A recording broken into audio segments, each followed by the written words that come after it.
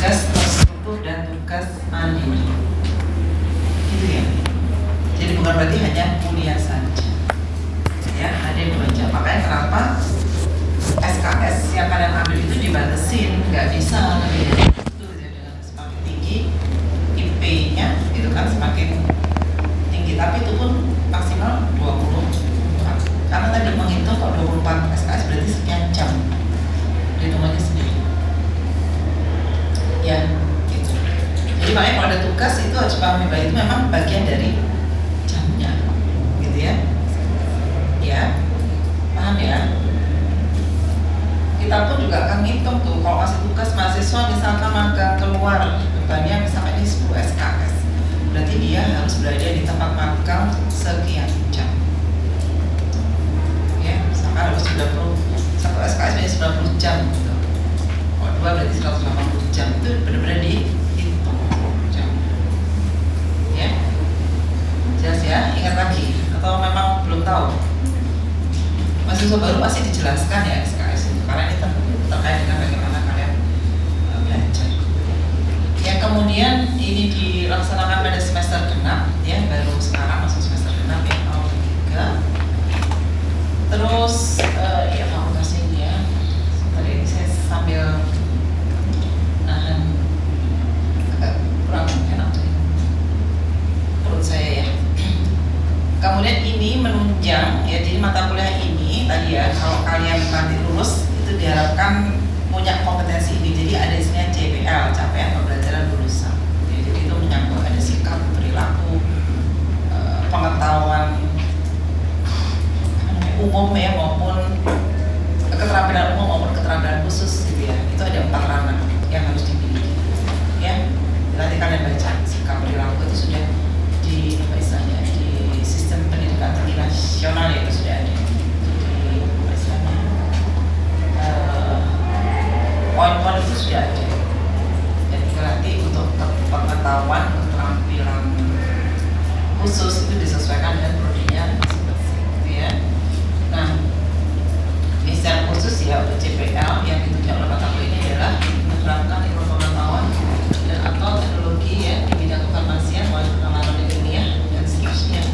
Ya. Kemudian di breakdown menjadi capaian pembelajaran 71. Yang salah satunya ada beberapa yang dari CPL itu kalau nggak salah S1 ada berapa ya? 8 atau 9 misalnya. Kalau sampai apotek kan kalau nggak salah lebih dari 9 program. Nah, di sini ada CP7 itu ada beberapa poin juga ya. Nah, salah satunya yang ditunjuk oleh mata kuliahnya adalah CP71. Itu kan ada penguatan sedia. Ya.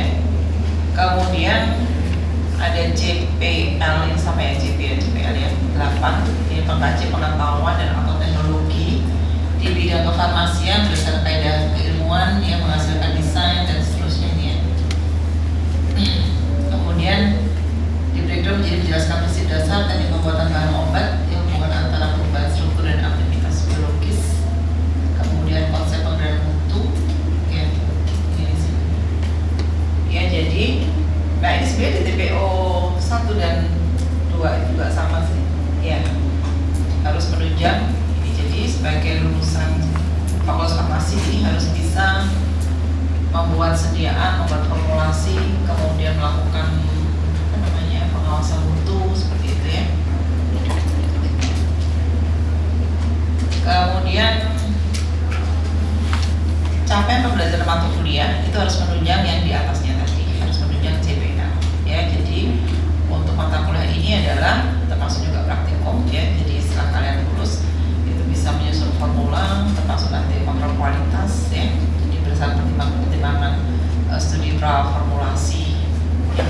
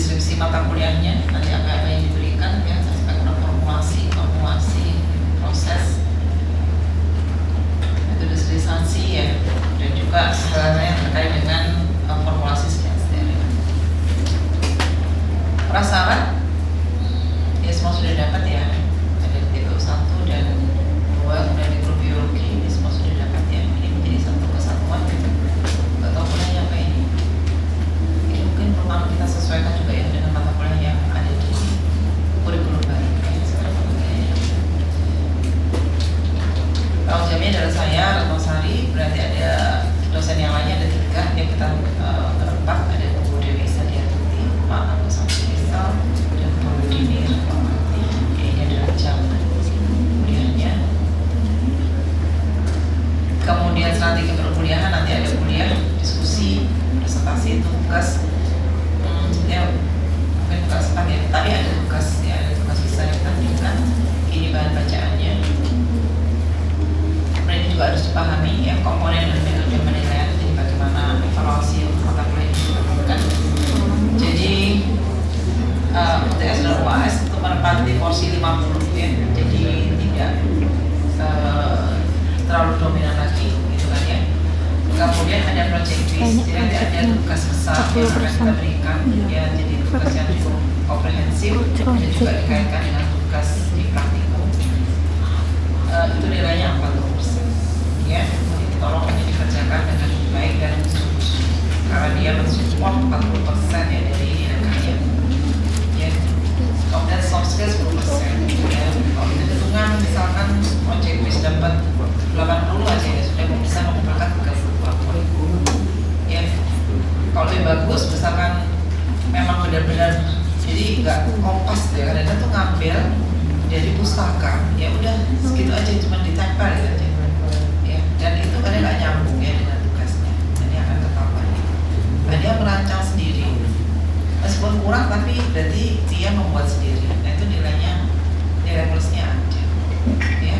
Ada yang nempel rumit banget gitu ya, misalnya membuat layout, rancang bangun ya, ruang produksi ambil, dan itu sangat detail, sangat kompleks, dan kayaknya nggak sesuai dengan tugas yang diberikan ya. Padahal kita minta hanya layout yang sesuai dengan tugas itu. Kalau kalian bikin perencanaan seperti ini atau prosedur seperti ini, itu memerlukan apa saja dan bagaimana alurnya, layoutnya bagaimana, alurnya bagaimana, itu nggak ada. Jadi itu bagus, kadang-kadang nilainya nggak bisa bagus karena hanya sekedar saja ya. Ini tolong perhatikan ya.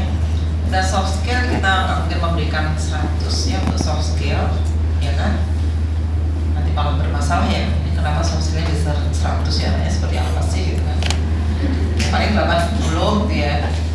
Nah, ini berarti 80, berarti sudah 40 ya poinnya dari ini ya kan. Kalau nilainya nggak maksimal, kalau tugasnya bisa 90 nah lebih bagus lagi gitu ya. Tinggal nanti UTS-nya kalian optimalkan, pasti bisa dapat A ya. Yang kayaknya kuliah ini banyak yang bagus ya, praktikum juga karena kita menggunakan komposisi seperti ini. Jadi apalagi kalau praktikum itu porsi praktikumnya besar gitu. Jadi kalau kalian rajin praktikum, bikin laporan, itu aja sudah lulus ya dengan nilai 60 ya. Belum lagi kalau ujiannya bagus ya, kemudian soft skill juga bagus ya. Oke, jadi harapannya nanti semua bisa lulus gitu ya dengan ini yang baik. Kalian kita ini ya, saya nggak apa, kalian bisa dilihat sih hasilnya praktikum itu hanya ada A ya. Padahal kita masih nilainya sudah, kalau kayak ujian ya, ujian tulis itu bisa nilainya nggak bagus ya. Ujian UTS ada ujian tulis ya, UAS ujiannya praktek ya, ujian tulisnya agak bagus ya, tapi terbantu dengan prakteknya. Tapi kalau prakteknya juga nggak bagus, itu keberatan sih ya. Nah ini adalah jadwal kuliah ya, sudah tahu ya kalian Senin ya, ini kita buat jadi satu ya, 4 kelas langsung kita tuliskan supaya namanya mirip gitu ya. Nah terus terang semester baru ini kita belum sempat tarik nafas ya, atau sudah harus masuk semester baru ya, jadi belum sempat istirahat kayaknya. Ini kapan istirahatnya ya? Oh, kalian sempat liburan ya? Ya, 3 minggu, 2 minggu gitu kan ya? Ya, dosennya ini nggak sempat curhat. Ya, benar-benar nggak sempat. Justru di akhir-akhir tuh hampir setiap pagi, siang, sore rapat terus ya. Gitu. Mungkin karena di awal tahun ya, biasanya kalau di manajemen itu supaya anggarannya cepat terserap gitu ya. Jadi rapat terus banyak pagi rapat.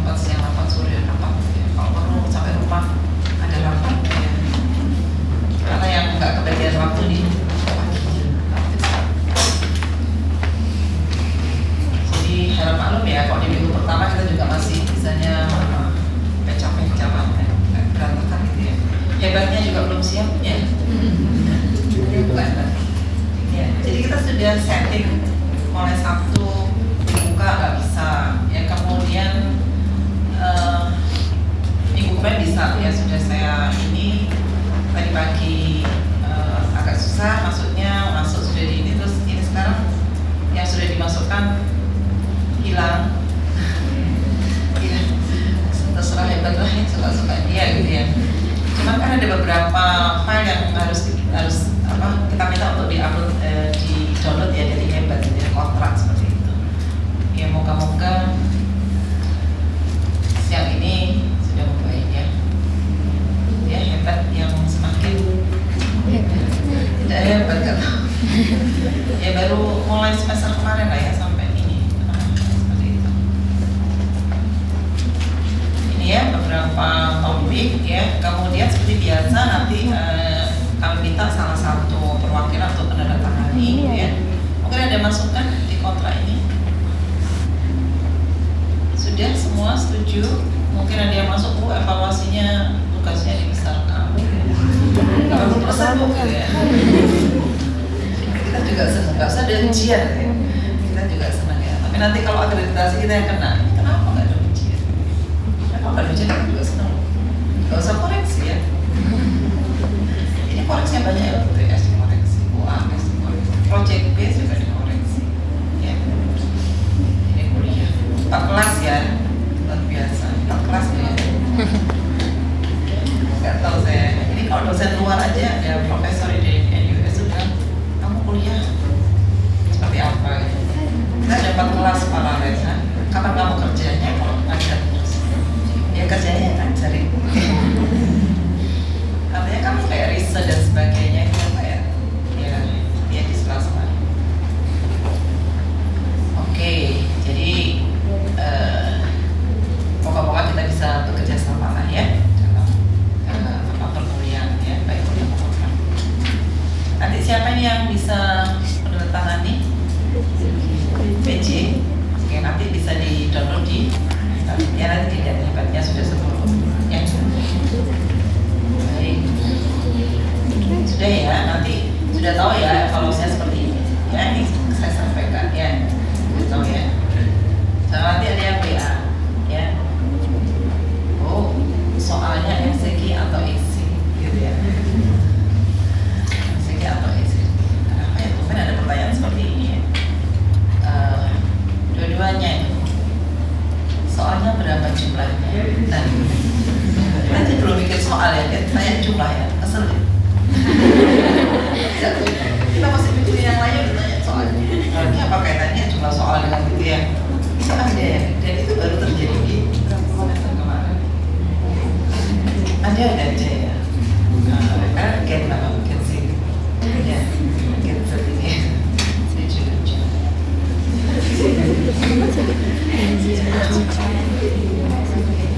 Kadang melihat kami juga lucu.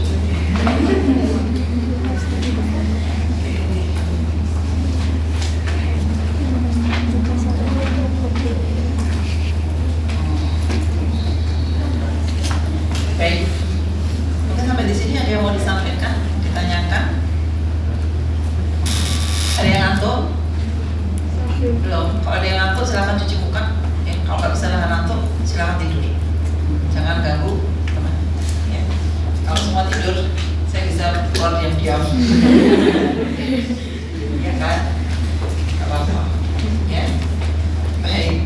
Jadi yang akan saya sampaikan pada pertemuan pertama ini adalah aspek mikrobiologi ya.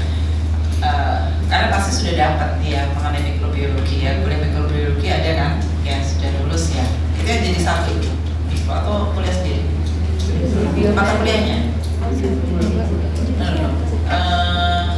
Kuliahnya bukan praktek? Belum di biometrik. Oh, itu jadi satu dengan biometrik? Iya. Jadi biometrik sudah belajar apa aja?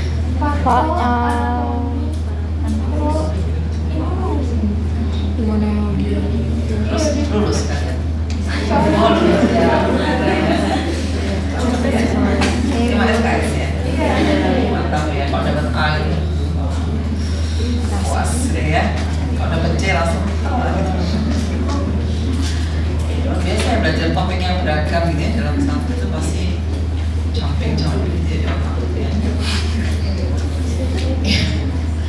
Baik, ya ini kita ulang dulu di SMA masih juga sudah dapat lah ya mengenai mikrobiologi ya, ada bagian dari biologi ya, atau sains atau apalah namanya ya di SMA. Nah ini mengapa penting karena tadi DTPO3 adalah terkait dengan pembuatan sediaan steril. Ya steril itu berarti dia bebas dari mikroorganisme. Sehingga kita harus tahu nih perilaku dari mikroba itu seperti apa. Ya supaya kita bisa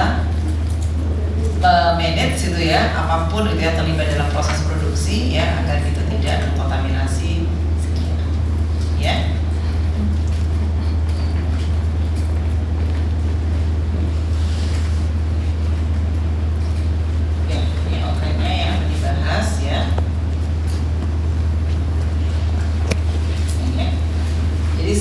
Steril itu merupakan kondisi mutlak tidak adanya binasanya atau hilangnya semua mikroorganisme hidup ya. Jadi steril itu nggak ada setengah steril, agak steril, sedikit steril, kurang steril gitu ya, itu nggak ada. Jadi tidak steril gitu ya. Jadi kadang ya bu ini kurang steril, nggak ada kayak gitu ya, steril atau tidak steril gitu kan ya. Jadi kalau ada satu mikroorganisme berarti itu ya tidak steril karena kan dia berpotensi nanti untuk bereplikasi berkembang biak gitu, dari satu ya. Jadi benar kondisi mutlak binasanya atau hilangnya semua mikroorganisme hidup. Jadi sediaan steril berarti sediaan yang harus bebas dari itu ya, dari kontaminasi mikroorganisme ya. Jadi kita sebutkan istilahnya binasa atau mati gitu ya, atau terbunuhnya ya istilah. Kemarin ujian kemarin lucu ya, ada yang kalau praktikum kan ada yang masih praktikum atau apa ya, praktikum kayaknya ada soal selain formulasi ada soal teori lah, tapi teori yang dipraktikumkan gitu kan. Ada tahapan-tahapan, kemudian ada salah satu tahapan dari sterilisasi, ada tahap pembinasaan sebenarnya ya, bahkan diberi urea. Jadi penjelasannya adalah pada tahap itu ada yang berusaha jawaban ini, apa sih mikroorganisme itu telah wafat strip meninggal dunia.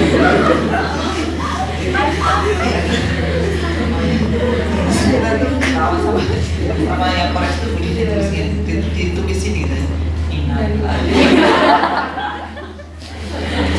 Ya nggak salah sih, memang sama ya, mati terbunuh wafat itu sama, tapi kayaknya mungkin anaknya sangat peka gitu ya sehingga nggak tega bilang mati gitu, bilangnya wafat. Jadi kita pas capek koreksi itu kan biasanya kan dikejar deadline tuh diketawa aja tuh. Ya, jadi istilahnya binasa atau mati terbunuhnya gitu ya. Ya baik ya, jadi ini ya, jadi sterilisasi itu merupakan proses ya, bagaimana caranya untuk menghilangkan. Nah, menghilangkan itu bisa apakah dia mati atau dipisahkan gitu. Meskipun kalau untuk istilah dipisahkan, penyaringan itu bukan sterilisasi, tapi ada juga yang maksud itu adalah sterilisasi ya. Pokoknya dia dihilangkan dari objek ya, apakah tadi dibinasakan atau dipisahkan ya.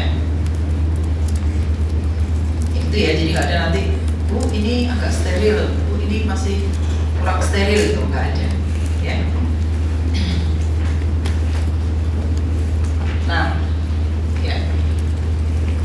Nah kita tahu ya, mikroorganisme itu sangat banyak dan sebenarnya banyak yang bermanfaat ya dalam kehidupan ya. Contohnya ada yang untuk pencernaan gitu ya, ada yang bisa menghasilkan berbagai macam bahan, tetapi ada juga beberapa gitu ya, kalau dibandingkan dengan bermanfaat sebenarnya yang patut itu tidak terlalu banyak gitu ya, tidak sebanyak yang bermanfaat gitu ya.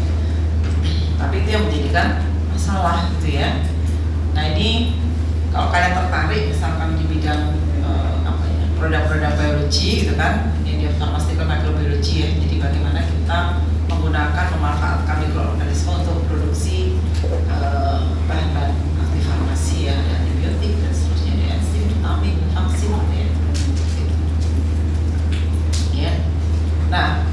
Kalau digunakan untuk ketersediaan berarti misalkan ini ya bakteri ini adalah untuk memproduksi dextran ya. Jadi kalau medianya ditambahkan sukrose, dia akan memproduksi dextran. Nah, tidak boleh ada bakteri lainnya gitu ya. Dia bakteri tapi tidak boleh ada bakteri selain ini gitu ya, karena akan mengganggu produksinya gitu kan ya. Dan juga nanti pada proses misalkan isolasi dan seterusnya. Gitu. Jadi yang boleh ada hanya bakteri tersebut, gitu kan ya. Nah ini ada beberapa contoh ya yang digunakan untuk memproduksi bahan ya, seperti Streptomyces ini ya, ini banyak digunakan untuk memproduksi antibiotik ya. Nanti berbeda jenisnya juga antibiotiknya bisa berbeda karena bakteri sendiri itu memproduksi protein gitu kan ya.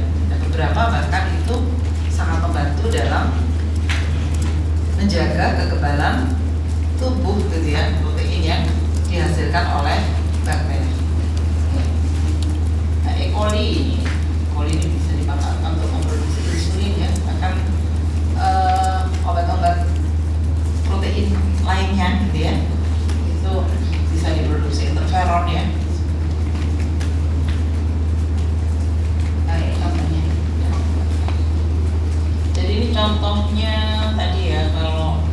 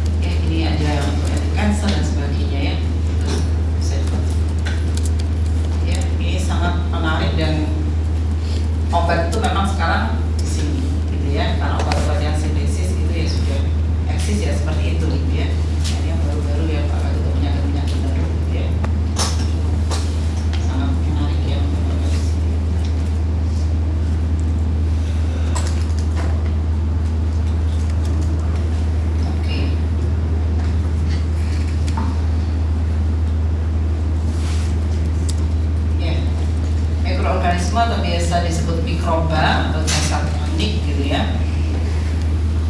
Ini ukurannya sangat kecil ya. Ukurannya berapa ya mikroba itu? Jadi saya sampai nggak tuliskan ukurannya berapa. Ada yang bisa cari ukurannya berapa mikroba? Ini harus tahu ukurannya ya. Saya maaf ya kalau lupa belum mencantumkan ya. Nanti yang saya upload di Hebat ya. Saya tahu berapa ukurannya.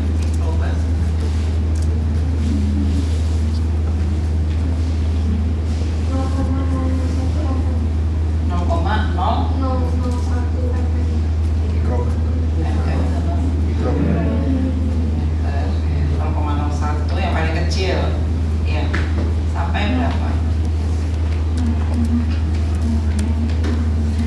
Mil aja.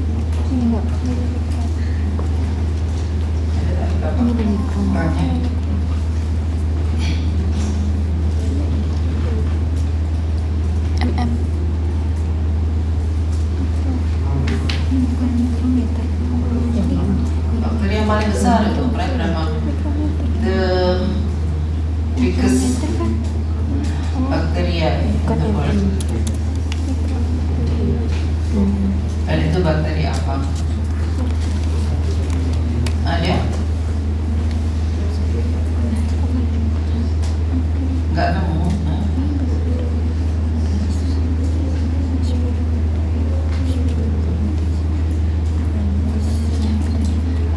0,001 mm berarti Mikro. 1 mikron. 1 mikron.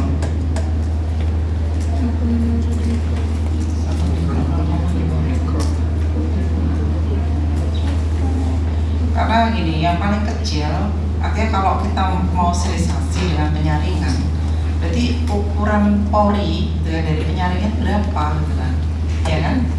Itu menggunakan acuan bakteri yang paling kecil, gitu.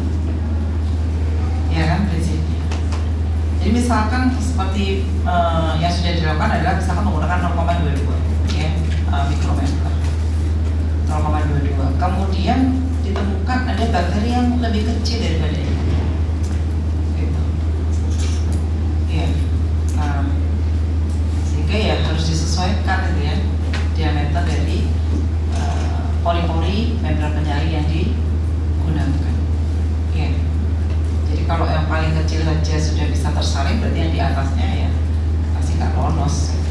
Itu prinsipnya mengapa kita harus tahu ukuran. Itu ya, nggak ketemu tadi yang terbesar. 2? Besar sekali. Bakteri atau silakan.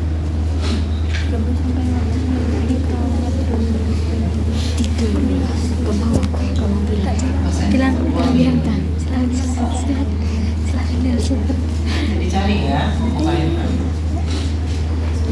Oke, itu ya. Nah, tadi jadi bakteri ini sangat kecil gitu ya, jadi nggak akan kelihatan dengan kasat mata, dengan mata telanjang gitu ya, sehingga kita juga nggak ngerti bagaimana ya. Jadi di udara ini banyak bakteri ya, semua ini bakteri semuanya ya. Ya kan? Tubuh kita juga ada bakteri baik di luar, nempel di kulit, di rambut dan sebagainya, itu kan di telinga dan hidung. Ini ada bakteri di dalam tubuh kita juga ada, ya. Makanya harus rajin mandi. Ya, ada yang malas mandi. Ya. Pada jumlah tertentu dia nggak apa-apa, ya kan? Tapi pada jumlah yang berlebih bisa menyebabkan kulit lah apa ya seperti itu. Ya makanya harus mandi. Kenapa harus mandi? Kan pakai air, pakai sabun dan sabun yang mengandung antiseptik gitu kan untuk mengurangi jumlah bakteri, karena sudah mandi kan ya kotor lagi gitu ya. Iya kan? Ada yang mandi nanti juga kotor mandi lagi gitu ya. Ya gitu prinsipnya ya. Ya gitu. Ya karena nggak kelihatan. Seperti waktu pandemi ya, waktu pandemi itu menjadi satu pembelajaran ya, baik dalam kehidupan ya, juga secara spiritual ya, dan juga dalam ini kehidupan di dunia ini ya, yang luar biasa ya. Karena yang kita hadapi apa waktu itu pandemi itu penyebabnya apa? Virus ya, mikroorganisme kan, nggak kelihatan ya. Terus gimana caranya kalian menghindari? Takut nggak? Takut kan? Ya, sehingga segala macam cara dilakukan. Ya, padahal sehari-hari kita sebenarnya sudah berhadapan dengan mikroorganisme yang lain. Ya, pakai masker lah, inilah, itulah, cuci tangan, mau masuk ini ya pakai baju ganti itu kan direndam dengan segala macam ya, nggak berani kan? Ya, nggak berani ya, semua takut mati gitu kan ya. Iya, tapi coba nggak mengancam nyawa. Ya semua mungkin agak santai ya, namanya juga manusia ya. Tapi karena seperti itu luar biasa. Semua bisa melakukan seperti itu. Ya, ada yang bersin aja, kemudian langsung panik gitu ya, suruh pulang ya, udah pulang langsung masuk. Gitu kan. Karena memang pada saat bersin ini ada jutaan gitu ya mikroorganisme yang dilemparkan. Ya makanya kan ada tata cara bersin gitu ya. Ya, ada kan. Ya kan waktu kita mau, saya bergerak seperti ini, saya memindahkan mikroorganisme dari area kesehatan. Ya. Sebagian mungkin ada yang nggak masalah, sebagian mungkin ada yang patogen, kita nggak tahu. Tapi tidak menyebabkan masalah dalam kesehatan karena jumlahnya masih sedikit dan daya tahan tubuh kita kuat. Ya. Kadang kan ada ya satu ruangan bareng-bareng, apalagi kan ruangan tertutup AC-nya sentral. Ya. Nggak tahu nih. Ini kan mungkin sumber ini sama ya, putar nanti sama. Nah kalau ada misal musim musim hujan gitu ya, kalau yang memang penularan lewat udara pasti ada yang kena pada saat daya tahannya turun. Ya ada yang aman-aman saja kok gitu ya. Waktu COVID alhamdulillah saya nggak kena gitu ya, alhamdulillah nggak minta, padahal keluarga saya kena gitu ya. Ini anak saya kena ya, yang ringan ya. Tapi pas lebaran itu enggak ya. Tahu mungkin virusnya takut dulu ya. Takut duluan. Itu karena daya tahan tubuh ya. Dan daya tahan tubuh itu dibentuk bukan pada saat itu gitu ya, tapi termasuk juga ya pola makan dan seterusnya ya. Ini ya, jadi karena sangat kecil makanya segala macam upaya dilakukan dari ini ya. Ini bisa bersel tunggal atau multi seluler ya, jadi benar hanya satu sel itu ya, atau ada beberapa.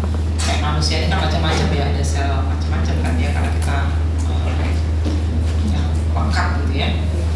Kemudian memiliki bentuk kehidupan serta karakter yang khas ya, yang bisa dibedakan dari organisme lain dan mampu hidup di berbagai lingkungan ya. Dia bisa panas, dingin, ya mau lembab, mau apa ya gitu, bisa hidup. Ya makanya kalau pada musim misalkan panas gitu ya, pada beda daerah saja gitu kan, beda negara, beda itu pasti ada jenis-jenis bakteri tertentu yang tidak ada di daerah lain gitu ya. Di kutub utara, kutub selatan atau di mana ya area yang seperti kita sebut tropis itu ada jenis mikroorganisme yang berbeda ya.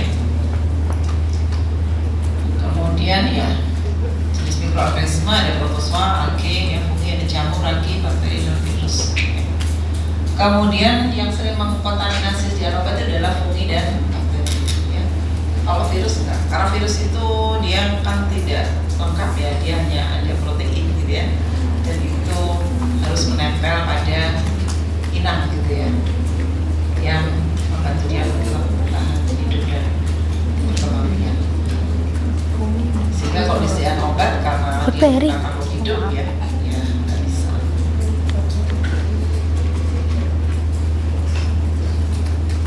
Kemudian klasifikasi ada juga yang membedakan antara bagaimana kelengkapan gitu ya dari mikroorganisme, termasuk juga apakah dia punya dinding sel atau tidak ya. Jadi ada yang prokaryotik dan eukaryotik ya. Jadi termasuk sebenarnya kita ini makhluk apa?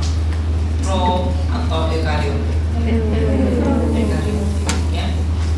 Ya karena kita punya banyak sel gitu ya, dan lengkap.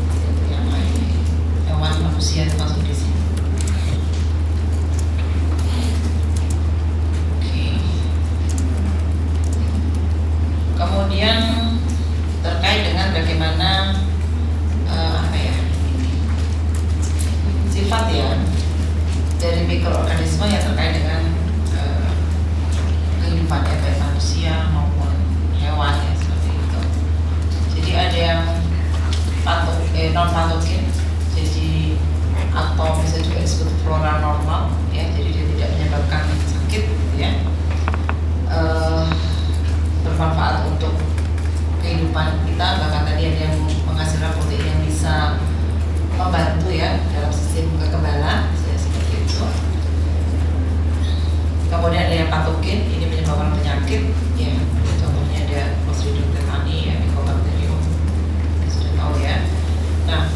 patogen ini, bakteri itu patogen itu akan bisa menjadi penyakit pada jumlah tertentu.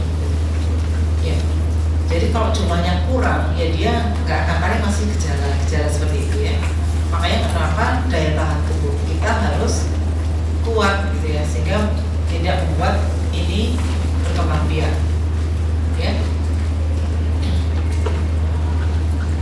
Kemudian yang komensal ini adalah pada bagian tubuh tertentu tidak menyebabkan penyakit, tapi dia menyebabkan sakit pada bagian tubuh yang lain. Ya.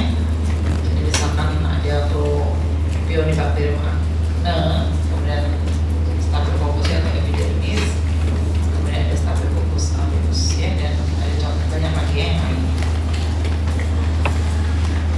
Nah, ini yang flora normal tadi, yang non patogen ya.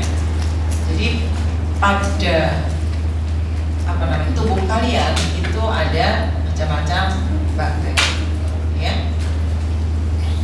Jadi pada saluran pencernaan ada, pernafasan ada, dia pada hidung, ini telinga juga ada, di kulit ada, di mulut juga ada.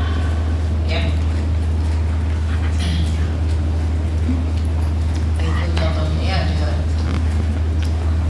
beberapa contoh ya. Nah, ini beberapa, ini bisa menyebabkan kelainan ya kalau dia dalam jumlah yang banyak gitu ya, akan bisa mengganggu juga ya, seperti kandida misalkan di mulut gitu kan ya, itu bisa menyebabkan gangguan, sehingga kenapa harus rajin gosok gigi ya, ya.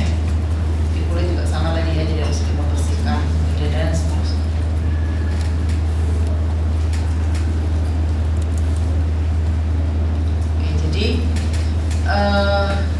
Mengapa seperti kegiatan ya mencuci tangan ya itu penting ya, bahkan itu kan menjadi gerakan ya, ada gerakan apa, gerakan nasional atau apa ya, kalau kakak itu selalu mengajarkan ya pada anak-anak TK SD untuk mencuci tangan yang benar gitu kan ya. Nah itu dipraktekkan baik di industri juga sama, kegiatan cuci tangan itu di awal akan masuk ke ruangan cuci tangan ya, dengan benar ya, mengeringkannya juga dengan benar. Di rumah sakit juga sama ya kan, apalagi kalau ada tindakan pelayanan operasi dan sebagainya, itu cuci tangannya itu benar, prosedurnya itu ada, menggunakan bahan apa juga ya, bahan yang digunakan cuci tangan itu apa nih, jenis antiseptiknya apa, pada saat akan memulai operasi disemprot dengan antiseptik apa ya. Jadi untuk tadi, jadi kalau kita bilang steril nanti ya, kalau kalian belajar ini bukan hanya nanti dikaitkan dengan sediaan, tapi untuk prosedur praktek lain yang memang diinginkan kondisi yang istilahnya aseptik ya, tidak boleh ada kontaminasi ya. Yang harus ada. Jadi tangan ini kenapa penting? Karena ini kemana-mana. Ini saya pegang ini, pegang yang lainnya gitu ya, banyak dipegang buka pintu gitu kan ya. Kita nggak tahu di situ ada apa. Pintu itu habis dipegang banyak orang ya. Dulu waktu pandemi nggak berani ya, pakai gini gitu ya, pakai sarung tangan gitu kan, bahkan awal-awal dia pakai gantolan gitu kan ya, nggak berani kita kan terima dari orang lain ya, yang situ nggak berani kita pegangnya ya kan, bener-bener kita nggak mau bersentuhan dengan orang lain gitu kan ya, pakai gantolan gini, udah disemprotin semua ya, dari depan ke belakang semprot semua. Nah saat ini pun harusnya awareness kita juga sama, meskipun tidak berlebihan seperti kemarin karena ini sudah aman ya, tapi sama ya, karena kita nggak tahu itu nempel apa, habis dipegang siapa, nggak ngerti ya kan, siapa yang pegang, mungkin ada yang sakit kulit atau apa gitu kan ya, nah, kita nggak tahu, kayak cuci tangan itu jadi sangat penting ya. Ini bisa apa ini, saya ngomong ini mic ini sebagai siapa ya? Saya jadi batuk-batuk sih ya.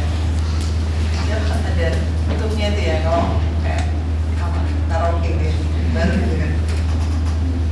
Enggak tahu tadi ya, kita harus ngomong di sini. Ada apa sih? Oke. Nah, saya ngomong terus ini kan, banyak yang masuk juga ya, saya keluar yang masuk juga ada. Ya, dia terus jadi sering. Jadi memang setelah pandemi agak kaya. Jadi, nah tangan ini pegang mana?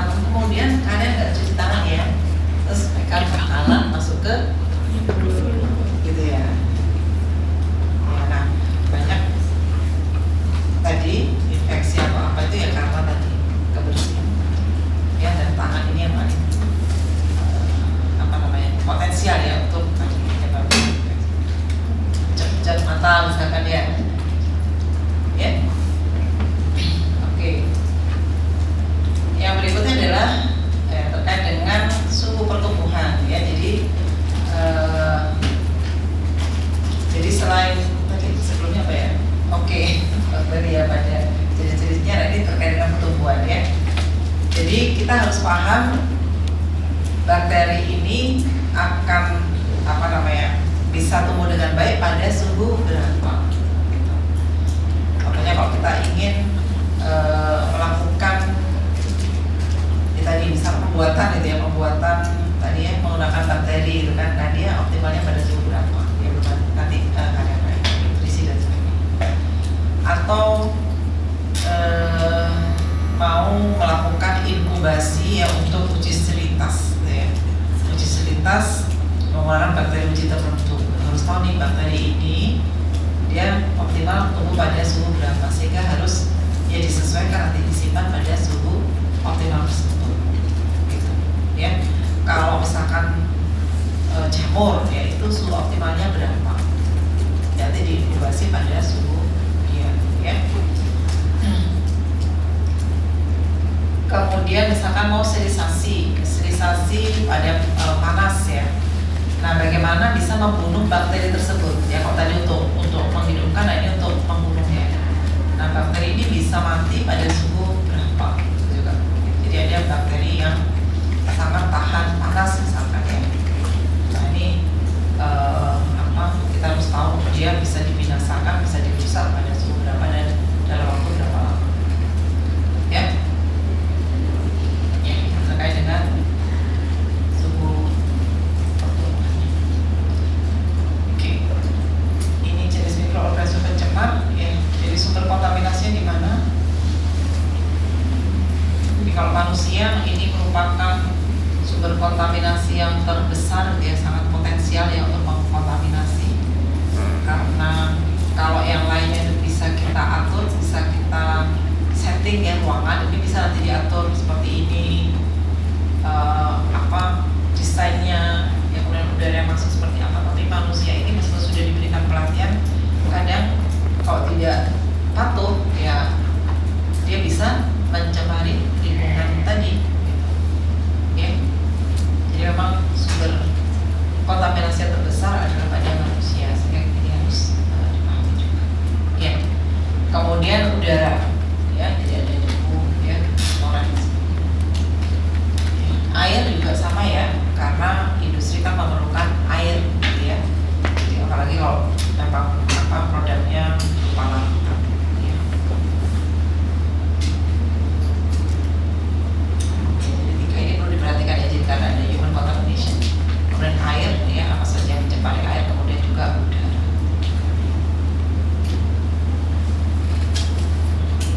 Yang berikutnya adalah faktor yang mempengaruhi pertumbuhan. Saya perlu duduk sebentar ya. Coba bertahan ini dulu. Yang sana nggak kelihatan apa-apa. Bisa tidur ya, selama saya agak. Kemudian ya, ini faktor yang mempengaruhi pertumbuhan ya. Jadi ada nutrisi, suhu, tadi ada suhu pertumbuhan, tadi ada beberapa yang optimum gitu ya, termofil dan sebagainya. Kemudian kelembapan udara ya, kemudian pH, cahaya, tekanan osmotik, dan bahan penghambat pertumbuhan ya. Nutrisi ya, jadi untuk menumbuhkan bakteri, kita juga manusia ya, dia memerlukan nutrisi tertentu ya, dan itu cukup lengkap sih ya, sumber nutrisi yang diperlukan, yang perlu mineral, karbon, nitrogen, yang udah kayak manusia aja gitu ya. Kemudian bisa ditambahkan faktor growth factor ya, yang bisa mempercepat pertumbuhan. Kalau nutrisi ini tidak sesuai atau bisa rusak juga ya, misalnya ada protein gitu ya, ada rusak ya, itu nanti bakteri itu tidak bisa tumbuh dengan baik ya. Nah, kita kasih kita ingin menghilangkan bakteri ya, nah, itu beda ya.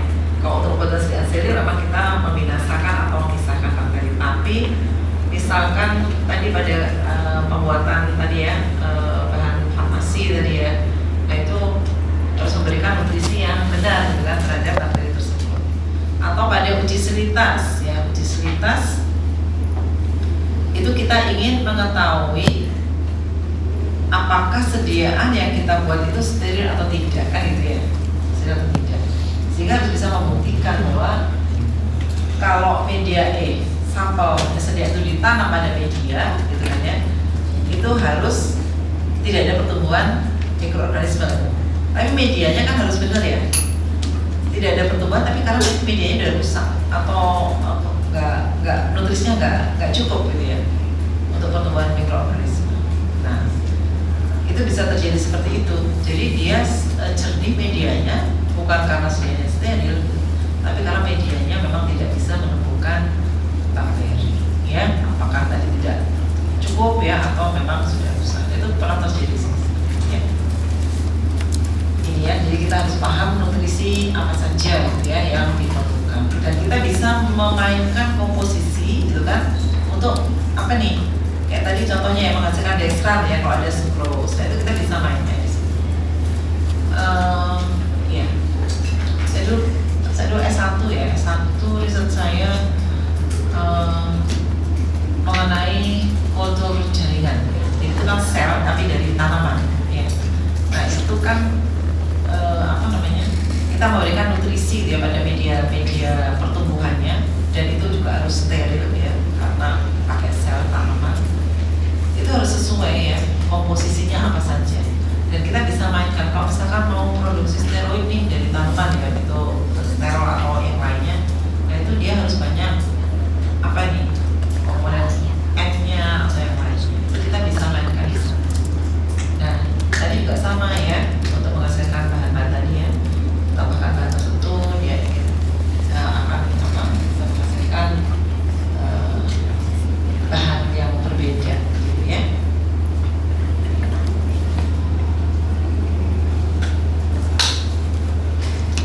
Kemudian suhu ya, suhu juga tadi juga suhu di depan ya sudah dijelaskan bahwa bakteri itu mempunyai suhu pertumbuhan yang optimal ya.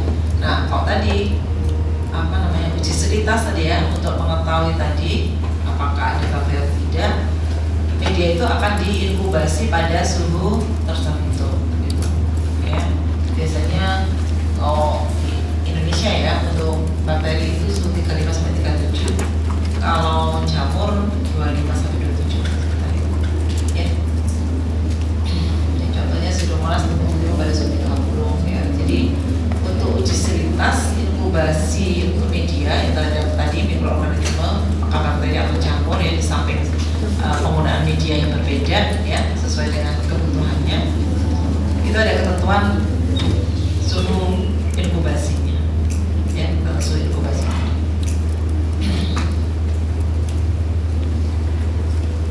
Hampir semua bakteri vegetatif itu mati pada suhu 100 derajat ya, dengan pemanasan kering selama 1,5 jam. Jadi kalau dipanaskan, pemanasan kering itu apa maksudnya? Nggak ada air di situ ya, jadi misalkan dimasukkan di oven, nggak dibakar langsung ya, di oven gitu ya, itu 1,5 jam.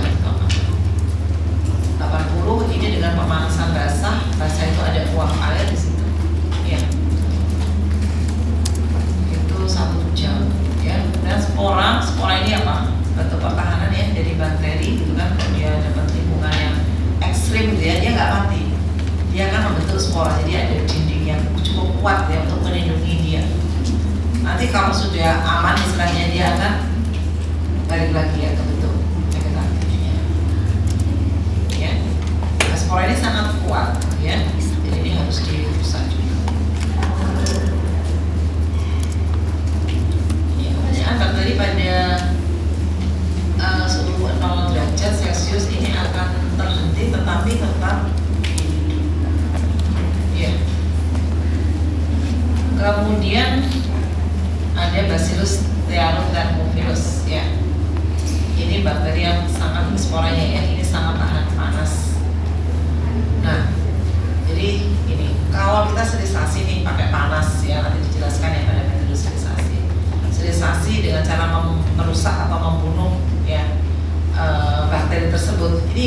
kondisinya seperti apa. Bagaimana dia bisa dirusak ya dengan panas, apakah kering atau basah. Nah, kita gunakan seperti tadi penyaringan ya. Penyaringan kita gunakan bakteri yang paling kecil ya. Kita gunakan sehingga kalau yang paling kecil tertahan, berarti yang di atasnya tertahan. Nah, ini juga sama, panas.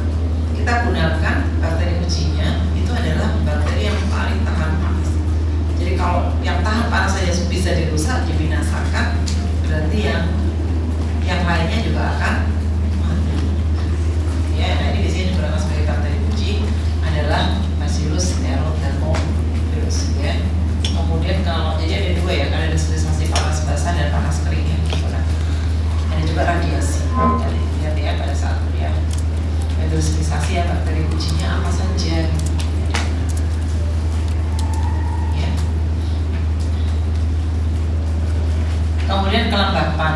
Ya, kelembapan ini juga diperlukan ya, jadi harus ada air gitu kan ya. Jadi kalau pada daerah yang lembab, area lembab itu biasanya suka nih mikroorganisme yang banyak jamur seperti itu ya. Jadi dulu itu kita di kampus B itu ada lab steril ya, dimana banyak ada beberapa lab kabinet ya, dan ruangannya agak remote gitu, artinya agak langsung gini ya. Kalau memang untuk produksi yang aseptik kan kita harus masuk ruang ganti, masuk ada area ada buffer room seperti ini, kayak masuk ruangan persiapan cuci tangan, masuk ruangan ganti, masuk lagi ke ruangan dia baru ada di situ, dia di dalam dan tertutup gitu ya, nggak langsung ada keluar gitu kan, sehingga lembab ya. Nah, kalau sudah musim ini hujan gitu ya, terus kita mau pakai lagi, nah itu kontaminasinya tinggi ya. Jadi kita bersihkan laminernya itu, karena kalau dalam laminer kabinet itu merupakan satu ruang kotak yang udaranya steril gitu. Jadi kalau dinyalakan itu ada penyaring yang nanti hasil ini ada udara steril. Tapi pada saat tidak digunakan kan dimatikan. Jadi udara di dalam kotak itu ya sama dengan di luar. Nah itu kalau kita nyalakan misalkan sudah sehari gitu ya, terus kemudian kita cek ya dengan media, kita letakkan medianya di bawah itu, bisa kontaminasi masih tinggi ya. Jadi kalau kita mau pakai ya kita bersihkan dulu ya, disemprot biasanya dengan disinfektan, ruangannya disemprot gitu kan, didiamkan, dibersihkan semuanya, juga dibersihkan dalamnya dengan alkohol ya 70%, dinyalakan, UV nyala dan seterusnya ya, baru bisa dapatkan kondisi yang aman tadi ya. Jadi kontaminasinya tinggi ya kalau musim. Kalau di sini sih relatif lab itu kena cahaya matahari dan cukup panas gitu ya. Kemudian kalau di sini kita nggak bisa membuat lab yang seperti tadi ya, karena desainnya sudah terlanjur seperti itu ya. Oke, jadi ini ya, jadi perlu kadar air ya minimal 20% ya, tapi ada juga bakteri yang kalau kurang dari 20% dia tadi untuk spora ya. Kemudian untuk kebutuhan udara ini ada bakteri yang memang dia memerlukan udara, ada juga yang tidak perlu udara dia untuk berkembang ya, jadi bisa tanpa udara ya. Ada juga yang bisa aja, bisa enggak gitu ya. Jadi ini kita juga harus tahu ya. Jadi ini ya Clostridium tetani ya, tidak memerlukan udara. Jadi beberapa infeksi gitu ya, mungkin area-area yang dalam itu juga bakteri yang ya, dia bisa menyebabkan. Contohnya misalkan dia sakit gigi kan, mau sakit banget ya, dimana itu sudah kena saraf gitu ya, ada infeksi di dalam, itu berarti bakteri di situ adalah bakteri yang anaerob. Sehingga kalau perlu ke dokter gigi, kita bisa mau ditutup ya, itu nggak bisa langsung dibersihkan langsung ditutup gitu ya, karena bakteri yang di dalam itu harus dihilangkan dulu, harus dimatikan dulu. Saya biasanya kan dikasih obat semprot apa gitu ya, kasih obat minum, disemprot dengan antiseptik gitu ya, jadi seterusnya supaya benar-benar bersih, baru ditutup. Karena kalau ditutup langsung di dalam tetap bisa berkembang biak, penyebab infeksinya belum dihilangkan ya. Kemudian pH ya, pH pertumbuhan itu optimum 7,4 suasana asam basa itu bisa menghambat pertumbuhannya. Jadi pada sediaan ya, misalkan pH-nya memang nggak bisa disesuaikan nih dengan pH tubuh ya, atau cairan tubuh itu terpaksa memang asam ya. Nah, untuk sediaan ini kalau memang sediaan berupa dosis ganda itu bisa tidak ditambahkan pengawet ya. Kalau sediaan itu kan, kalau dosis ganda itu kan setelah diambil masih ada sisa kan, disimpan ya. Nah, itu kan steril kan ya. Sediaan ini kalau sudah dimanipulasi, artinya sudah dibuka tutupnya, sudah ditusuk ini tutup karetnya, ini berarti sudah ada pengaruh dari lainnya ya kan. Kalau dibuka, kalau ditusuk, tadi ada jarum dan sebagainya, sehingga kita harus bisa memastikan bahwa tetap steril itu kan setelah ada perlakuan itu. Nah, biasanya sediaan dosis ganda diberikan pengaruh, contohnya tetes mata ya. Tetes mata itu kan ada yang nggak sekali pakai habis ya, kebanyakan seperti itu ya. Misalnya ada yang sekarang yang kecil-kecil ya, kecil-kecil pun juga jarang juga sekali pakai langsung dibuang. Kalau masih ada sisa pasti disimpan, ya kan? Nah, sediaan dosis ganda di tetes mata itu berarti dia harus ditambahkan pengawet, karena setelah dibuka ada paparan sedikit gitu ya, itu ada potensi untuk terjadi masuk kontaminasi. Tetapi kalau tadi misalkan asam itu injeksi ya, tetes mata nggak mungkin asam ya, sakit nanti ya, malah sakitnya karena sifat larutan. Jadi bisa tadi menghambat itu ya. Tetapi mungkin dalam formulasi bisa saja tetap ditambahkan pengawet ya, yang tentu saja harus tahan terhadap kondisi pH tersebut. Karena ya itu tadi, kayak gak ada yang bisa menjamin gitu ya. Kalau udah gak steril itu karena gak kelihatan kan pada saat dia setelah digunakan ya oleh apakah itu perawat atau pasien sendiri misalkan ya, atau dokter lah, itu gak bisa menjamin ya bahwa kita hanya mengandalkan pada kondisi asam tersebut ya, sehingga biasanya tetap ditambahkan pengawet ya. Kemudian cahaya ini menghambat pertumbuhan atau merusak bakteri, sehingga kalau kita akan tadi melakukan fermentasi, kemudian inkubasi untuk uji sterilitas ya, itu harus terlindung dari cahaya ya. Karena kalau terkena cahaya bisa, makanya kenapa kalau kita ingin ini bersih, udara kan terpapar sinar matahari, itu kalau untuk area-area yang jarang ya itu akan tinggi gitu ya.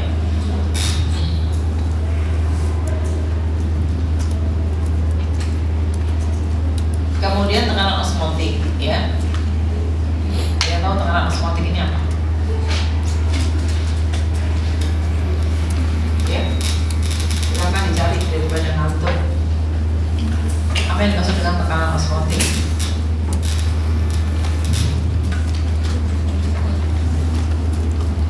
Ya.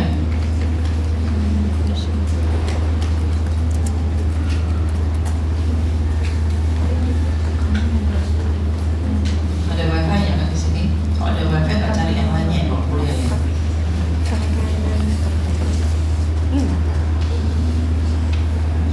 Apa yang dimaksud dengan osmotik? Tekanan osmotik.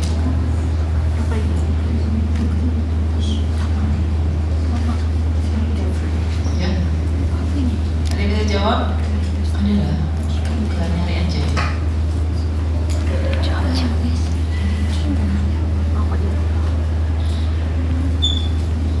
Ada yang sudah menemukan?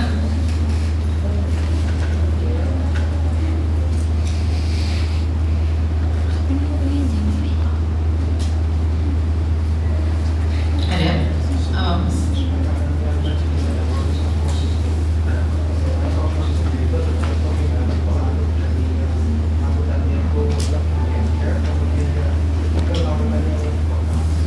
Dari larutan yang lebih encer ke larutan yang lebih pekat ya, perpindahan itu gitu ya. Jadi untuk larutan yang encer dan pekat itu pasti ada perbedaan tekanan gitu ya, karena kandungan bahan-bahan yang terlarut gitu ya. Jadi pasti yang encer itu akan masuk ke yang pekat untuk mengencerkan supaya kondisinya sama, ya kan? Jadi bisa dibayangkan kalau misalkan bakteri itu masuk ke sel aja, apa ya? Saya bilang dari contohnya.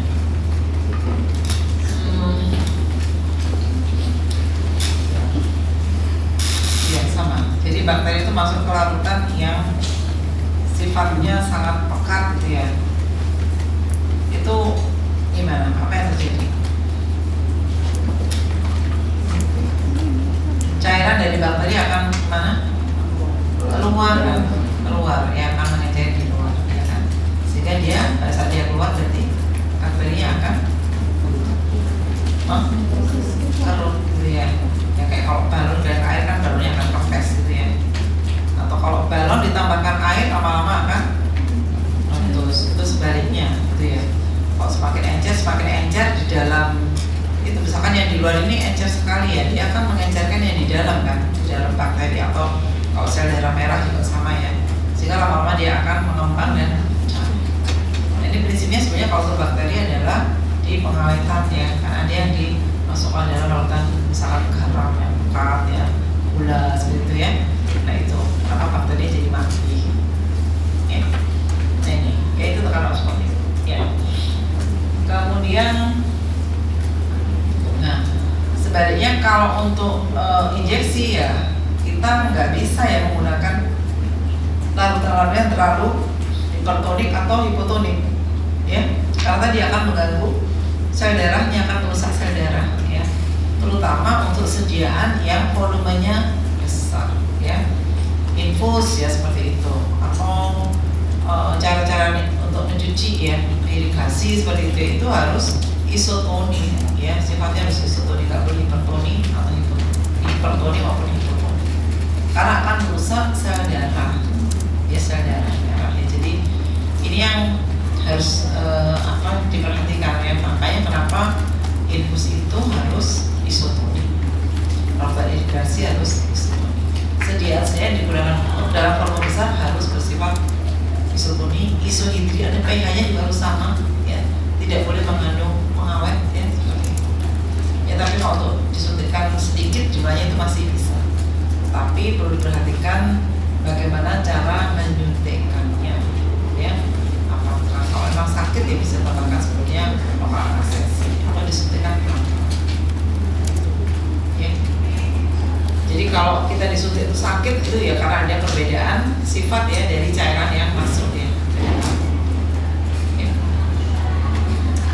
Kemudian bahan bakterisid ini adalah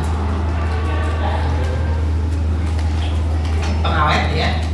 Jadi bisa juga ini ditambahkan untuk membantu pada proses sterilisasi ya, atau mengurangi ya, menghilangkan ya jumlah menghilangkan bakteri ya, menghilangkan bakteri.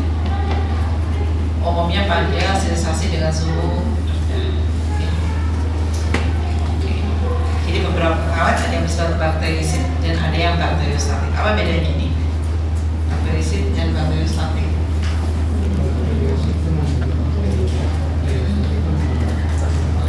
Ya, jadi gitu ya, kerjanya beda ya. Kalau ini langsung jadi kerjanya lebih kuat ya. Kalau ini dia menahan pertumbuhan gitu ya, menahan pertumbuhan. Ada pengawet yang kalau kadarnya rendah dia sifatnya bakterisid, bakteriostatik ya. Pada saat ditingkatkan dia bersifat bakterisid ya.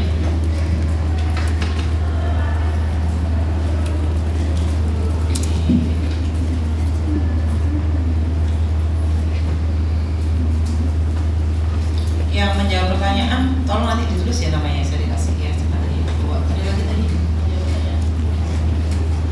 ya, nanti saya dikasih tulisan ya, nggak bawa blog saya tadi saya cari yang pasti saya cari di sini ya, namanya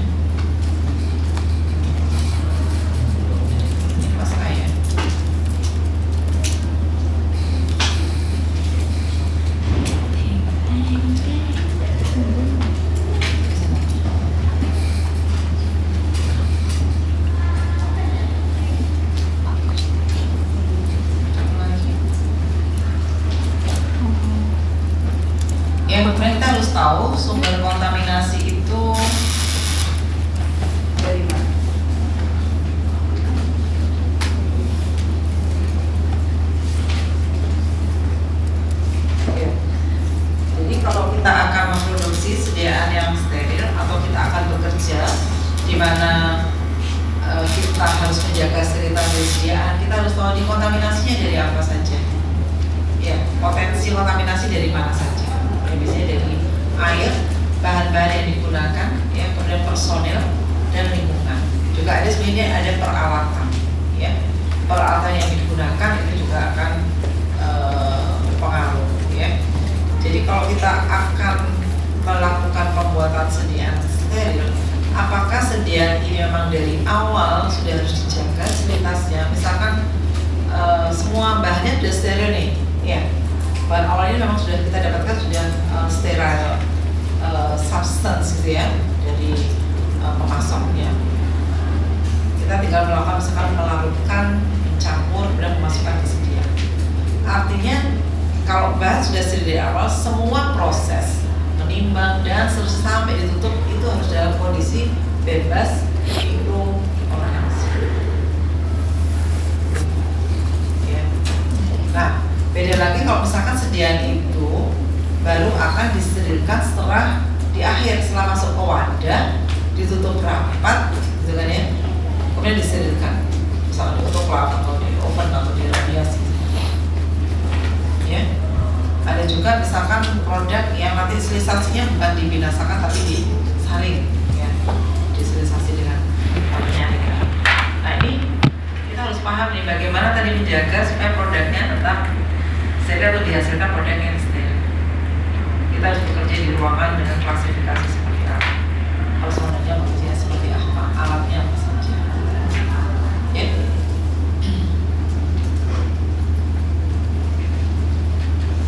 Ini air ya, jadi air ini banyak kontaminasinya sehingga handling air atau water treatment jadi bagian yang sangat penting, ya, terutama kesediaan larutan, gitu ya. Jadi jenis air ada beberapa, ya. Jadi ada Aquades untuk sehari-hari aja, yang untuk kamar mandi nggak perlu ya. Jadi biasanya Aquades kemudian diproses lagi, gitu ya. Ada purified water, nanti ada Aquabides, ya, ada Aquadem, ya, ada apa lagi tadi, water for injection, sterile water for injection, seperti itu. Ya, ini prosesnya tentu saja memerlukan proses yang bisa sama tapi dengan misalkan penekanan pada salah satu tahapan, ya, karena bisa ada proses pembersihan dan sebagainya, gitu ya, tergantung dari raw material yang digunakannya. Kemudian ada deionisasi yang menggunakan besi, anionic seperti itu, ya. Ada RO juga ada reverse osmosis, ya, tadi yang bisa mengurangi tadi kandungan elektrot atau mineral yang dalam air tersebut, gitu ya. Sehingga dihasilkan dengan air dengan spesifikasi tertentu. Conductivity diperiksa, ya. Kalau mau diinginkan yang sterile water berarti ada proses sterilisasi, ya. Nah ini beberapa yang perlu diperhatikan, ya, bakteri-bakteri yang biasanya ada di air, ya, apa beberapa negatif, ya. Ini Aquadem ini biasanya ada cemaran-cemaran, ya, dari bakteri ini, ya. Dan air yang sudah dibuat itu kan dia kayak disirkulasi, gitu ya. Kalau tidak digunakan pada hari itu ya harus dibuang. Ini kalau di industri, ya, dia harus dibuang, ya.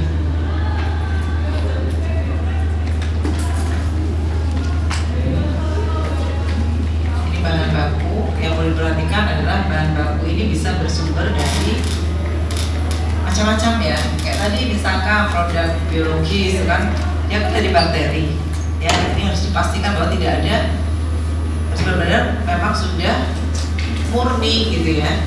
Ini kan pemurnian ada yang memerlukan tahapan yang panjang, yang sudah tidak ada lagi cemaran bahan yang lainnya, terutama mikroorganisme. Bahan yang dari alam, ya, memang produknya di alam banyak nih, apa ya bahan dari alam, bentonit lah, yang apa ya, itu yang memang diambil dari alam, ya. Nah itu biasanya cemarannya juga tinggi, ya. Kemudian kalau untuk bahan sintetik, semi-sintetik, jadi karena dia sudah ada proses, ya, kimia, ini lebih aman karena di situ biasanya ada bahan-bahan kimia yang bakteri itu nggak bisa hidup, ya. Jadi langsung pakai apakah asam, basa atau yang bahan-bahan yang lainnya, ya, ada panas dan sebagainya. Ya ini biasanya lebih aman, ya. Tapi tetap ada ketentuannya, ya. Tidak boleh mengandung bakteri A, B, C, D, ya, berapa jumlahnya dan seterusnya. penyimpanan harus dalam kondisi kering ya. Karena tadi kita tahu bahwa kalau ada lembab ya, ada air gitu kan ya, partikel air ya, ada H2O di situ, ini bisa rawan ya terhadap pertumbuhan mikroorganisme. Sehingga untuk penyimpanan bahan baku atau bahan apapun ya, atau sediaan juga ini harus dalam wadah yang tertutup rapat ya, terlindung dari cahaya dan apa? Satu lagi, airtight container, protect from light and sudah itu ya. Iya. Jadi ini masa ini kalau kalian studi praformulasi gitu kan, ditanya stabilitas ya, stabilitas bahan gitu ya. Kemudian tidak stabil terhadap cahaya, tidak stabil terhadap udara gitu ya. Terus datanya dari mana gitu. Nah itu aja pun di bawah, protect, store in airtight container sama protect from light. Coba bahan lainnya ada nggak? Ya semua bahan juga ada tulisannya kayak gitu ya. Ya kan, karena ya semua bahan harus disimpan dalam kondisi yang kering ya, harus terlindungi. Karena apa? Ya semua tadi kalau ada lembab ya kan, ada cahaya ya kan, ada udara ya, itu akan rentan kan ya, terhadap stabilitasnya ya kan. Sehingga misalkan dia bisa expire-nya 5-25 tahun ya, itu bisa menjadi rusak ya sebelum waktu ED-nya itu ya, karena tadi nyimpannya nggak rapat. Rokok aja kalau pada yang nggak rapat itu kan lempam gitu kan. Garam aja kalau nggak rapat kan juga akan menggumpal dan keras ya, gula juga sama gitu kan. Ya semua bahan seperti itu, tapi itu bukan berarti dia tidak stabil gitu ya. Maksudnya kalau tidak stabil itu memang ada permasalahan gitu ya di stabilitas, dan itu harus diatasi. Misalnya tidak stabil terhadap udara ya, memang harus pakai kondens coklat. Atau memang ada yang bahan yang sangat sensitif. Jadi kalau kerja itu ruangnya harus gelap semua, cahaya gelap semua, nggak boleh ada cahaya. Bahkan pakainya pakai apa namanya, lampu infrared itu ya, karena memang dia sangat sensitif. Contohnya mana? Ya, atau terhadap udara ya, oksigen. Misalkan tidak ya, nanti pada semua proses pembuatan tahapannya dia nggak boleh kena udara, harus dialiri N2 ya. Jadi ada konsekuensi di proses penanganannya dia. Kalau tidak stabil pH, dia tidak stabil terhadap pH sekian, dia harus didampak ya. Tentang stabilitasnya memang seperti itu, harus didampak, itu dinamakan. Tapi kalau nggak ada masalah ya, kalau saya harus disimpan aja gitu pada pada ya. Jadi harus dibedakan ya antara stabilitas dengan. Kemudian lagi nih ya, personel ya tadi ya. Jadi personel ini sangat potensial ya untuk menyebabkan kontaminasi ya, karena kita ini penuh tadi dengan mikroorganisme gitu ya. Jangan sampai menyempari kesediaan ya. Setiap menit ini ada sel yang dilepaskan dan itu juga membawa bakteri gitu kan ya. Setiap gerakan kita juga akan memindahkan bakteri gitu ya, partikel yang dimana pada partikel itu menempel bakteri gitu kan ya. Kemudian lingkungan ya, ini harus jaga juga suhu, kelembapan, aliran udaranya ini bagaimana. Kalau di sini aliran udaranya pakai AC ini ya, ini kan kemana-mana ya, saya kesana dia kesana, ada saya dia. Nah kalau di ruang, kalau diproduksi nggak boleh ya, aliran udaranya harus teratur ya, dengan sirkulasi yang juga sudah.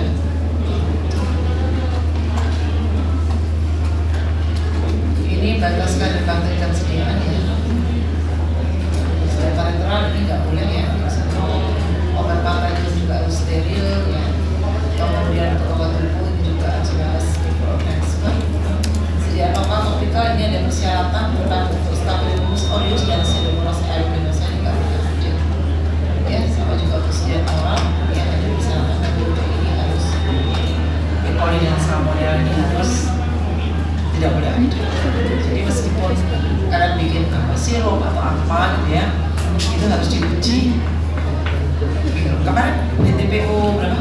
2. Uji, berapa banyak ujiannya? ada saus karena bahan aktifnya sedianya sih. ya kan bahan aktif uji konvensinya tidak ada cemaran bakteri gitu ya. Jadi ada persyaratannya juga ya. Cemaran enggak, cuma menyebutkan sih pengkalan efek sediaan tidak steril ya. Sudah ini kan sediaan steril biasanya injeksi ya kebanyakan ya. Kalau mata berarti untuk mata ini organ yang sensitif gitu kan ya. Kalau ada sedikit iritasi dan sebagainya itu akan berbahaya kalau kita tidak kalau ada kontaminasi pada sediaan ya. Nah, ya ini bisa menyebabkan semakin parah ya penyakitnya. Karena pasien ini kan dalam kondisi sakit pasti daya tahan tubuhnya rendah gitu ya. Nah, belum lagi kalau misalkan bakteri itu nanti masuk terus dia berada di mana? Ya. Nah penyebabnya misalkan ada yang produk eksogen ya dari mikroorganisme, misalkan ada eksotoksik ya. Kalau misalkan dari bakteri dari Haemophilus ya. Kemudian dari hasil fermentasi enzim ya. Kemudian ada produk yang bermolekul ya. Jadi memang pada beberapa mikroorganisme ya rata-rata sih mereka menghasilkan protein yang small molecule ya, molekul kecil ya. Dan itu berpotensi untuk menyebabkan sakit ya, atau paling nggak dia alergi ya. Tapi ini ada juga yang bermanfaat untuk meningkatkan apa namanya, menjaga kekebalan ya. Itu juga yang bermanfaat gitu ya. Kemudian ada produk endotoxin ya, itu adalah pirokin ya. Pirokin itu adalah komponen dari dinding sel bakteri. Jadi kalau terlalu banyak misalkan jumlah tertentu dia bisa menimbulkan efek demam ya, karena sehingga pada sediaan volume besar gitu kan itu ada pengujian untuk ya pirokin apakah ujiannya langsung diwajibkan atau pakai kit ya. Ini menjadi persyaratan. Kemudian juga bisa mengakibatkan ya ada pengaruh tidak langsung misalkan dari bakteri yang rusak kemudian mengeluarkan enzim ya, enzim susu di mana enzim ini memang menyebabkan disease ya, biasanya jadi terdiri dari berbagai macam enzim gitu ya. Nah ini bisa merusak lintas ya. Kemudian bisa juga ada produk bakteri yang mungkin tidak toksis ya pada kondisi orang normal, tapi pada beberapa individu tertentu itu bisa memang mungkin yang rentan ya alergi seperti itu ya bisa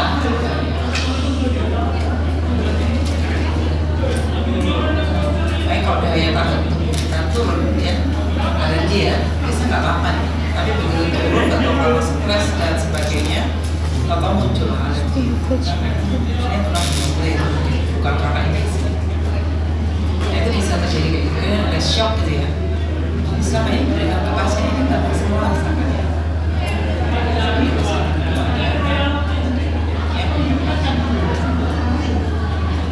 Kemudian komplikasi klinisnya ya, infeksi terkontaminasi bisa menyebabkan radang inflamasi pada dinding pembuluh darah ya. Ini aja karena salah penyuntikan aja bisa kayak gitu, salah cara itu ya. Atau kadang bukan kontaminasi, misalkan dari sifat cairannya ya, salah dan kita salah cara mengadministrasikan. Komplikasi sistemik ada dari reaksi pirokin ya, kalau ada tadi ya, atau komponen apapun ya, produk ya dari sel dan sebagainya bisa menaikkan suhu tubuh ya, atau sepsis ya, dan tadi karena bakteri masuk ya, bisa menimbulkan bakteri ini jadi suhu meningkat ya. Berarti emboli karena trombosnya lepas, edem paru ya karena venanya meningkat ya, karena ada kontaminasi pada daerah parenteral ya, bisa pada pembuluh volume besar ya.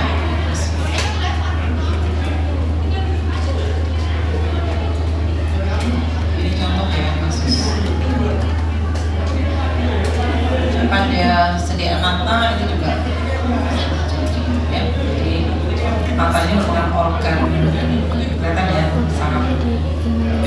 sifat jaringannya, ya kita kena sedikit aja perih gitu ya.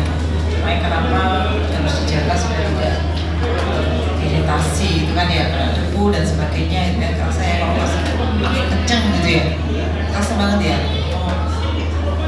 partikel yang besar gitu kan ya, itu kenapa dia sediaan yang membersihkan ya, cuci mata itu ya, cuci mata di mall kayak gitu kan, itu memang benar-benar untuk cuci mata, itu memang perlu ya, jangan sampai teriritasi gitu ya.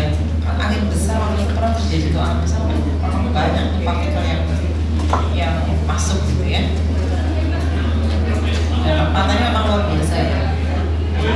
Ada mekanisme pertahanan ya, kayak kita kerja ya, ada apa namanya ini bulu mata, itu kan melindungi ya.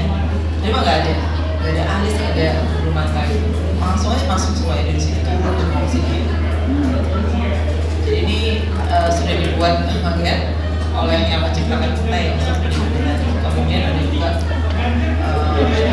cairan yang diproduksi terus gitu ya, yang kalian nggak merasakan ya, bahwa cairan itu berganti setiap waktu, hanya sekian mikroliter ya, dia ganti ya. Jadi selalu basah kan ya mata kita ini, itu tergantikan terus itu, tapi kalian nggak merasa ya.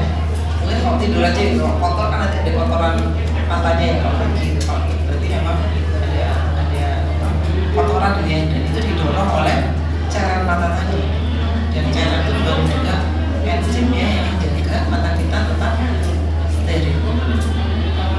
Sehingga mengapa kalau ada infeksi ya harus segera diobatin gitu ya. Ya. Ini ya, jadi kegunaan masker sama operasi mata karena adanya kontaminasi Pseudomonas aeruginosa ini memang sangat berbahaya ya kalau sampai menginfeksi mata. Karena kalau parah itu bisa sampai menyebabkan kebutaan. Sehingga untuk formulasi sedia mata itu bisa ditambahkan pengawet yang dicampur dengan gelatin agent. Gunanya adalah untuk ini, membinasakan kalau ada bakteri. Jadi kerjasama dari dua bahan itu kan, bersama penelitian itu bisa cukup apa namanya mempunyai aktivitas ya yang bisa merusak ya Pseudomonas aeruginosa. Jadi bisa ditambahkan besalminoxide ditambahkan dengan natrium etat ya.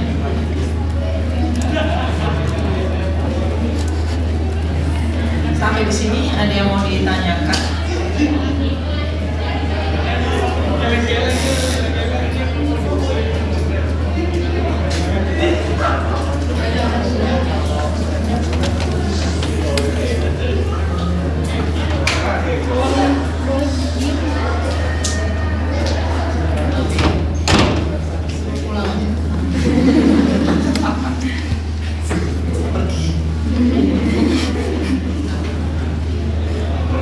Sebenarnya saya terganggu, tapi saya membiasakan diri untuk tidak terdistract ya, maupun muncul di luar itu ada apa. Karena kalau terus kayak gitu sampai gimana? Ya.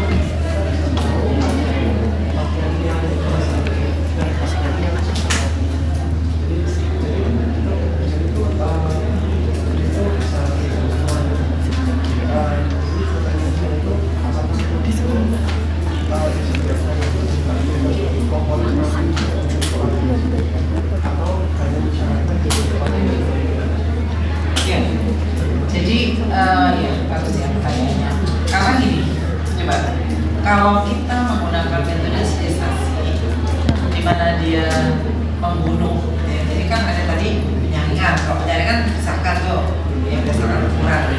Kemudian ada yang pembinasaan.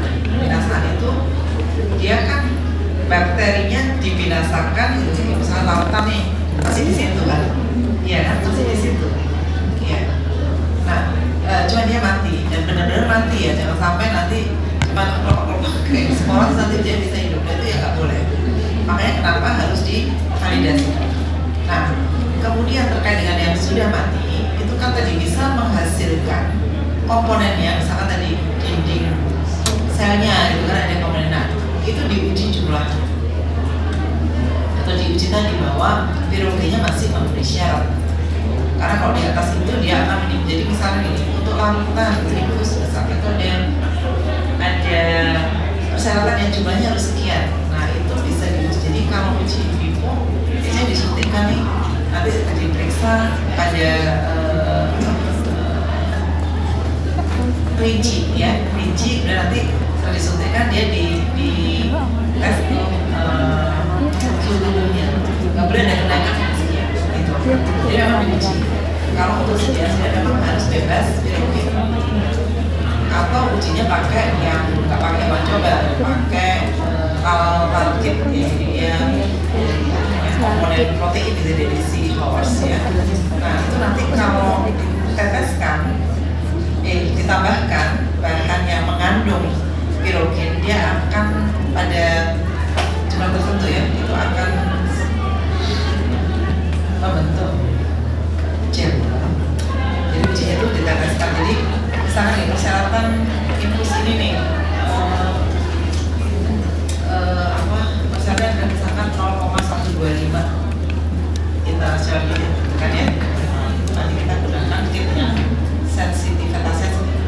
Kalau diteteskan dia tetap encer berarti memenuhi syarat, artinya dia nggak ada. Tapi kalau diteteskan kemudian itu ya bisa diletakkan di batu ya suhu maksudnya, kemudian dia ada jeda. Jadi kalau dibalik nanti nggak jatuh berarti dia membentuk gel. Itu berarti dia bisa ada juga yang dijelaskan pada saat itu diuji kalau memang dia nggak boleh ada prosedur nggak berarti nol ya, tapi ada jumlah tergantung volume sebenarnya. Kalau di atas 10 sih pesertanya ada persyaratan ya untuk endotoksin ya, endotoksin gitu ya.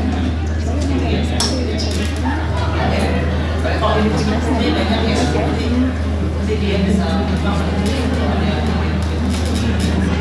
jelas ya.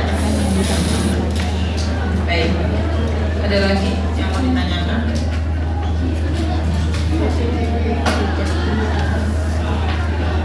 Oke, saya lanjutkan ya. Jadi steril itu harus bebas dari mikroorganisme karena dia bisa menyebabkan, kalau ada mikroorganisme dia akan mengakibatkan tadi ya, ada beberapa kondisi ya terhadap pasien ya. Dan dia juga bisa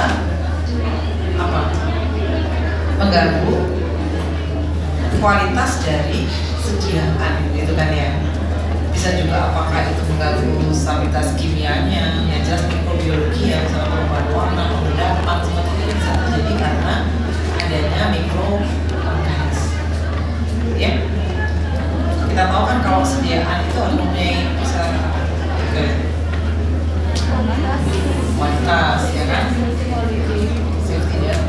Nah kalau ada mikroba itu udah kena semua tuh ya, kualitasnya nggak dapat ya, efikasinya malah menyebabkan pada sakit ya kan, ya efikasi nggak dapat, safety-nya juga enggak ya.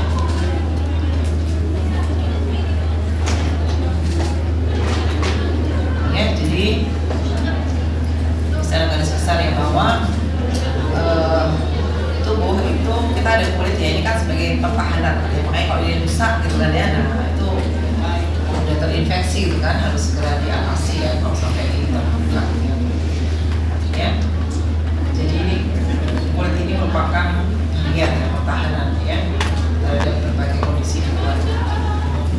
Nah sementara kalau sediaan parenteral pemberiannya itu memang invasif ya, disuntikkan ya, untuk pemberian beberapa sedia itu harus ada pembedahan sedikit ya seperti itu ya. Nah sehingga dia sangat rawan ya kalau kita pada saat tadi soal infus ya, mau masang infus kan pasang jarumnya gini-gini gitu kan ya. Terus kalau sampai ada kontaminasi pada jarum, ini bukan hanya sediaan ya. Nah ini